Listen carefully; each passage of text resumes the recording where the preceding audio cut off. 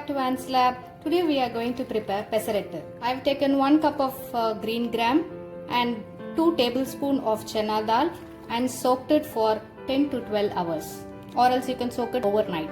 I have rinsed it once and transferring into the mixer jar.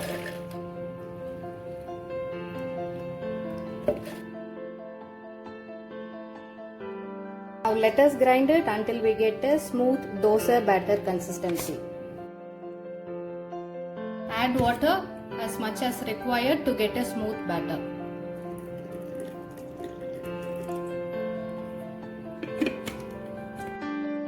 Batter is ready. Let's transfer it to a bowl. To this I am adding 1 tablespoon of rice flour to get a crispy dosa. Salt as required. Now the batter is ready to make a healthy, crispy and tasty dosa. Wait and see what I am going to add to this.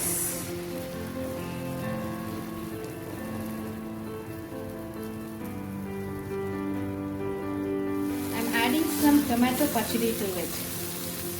The preparation link is given in the description box below this video.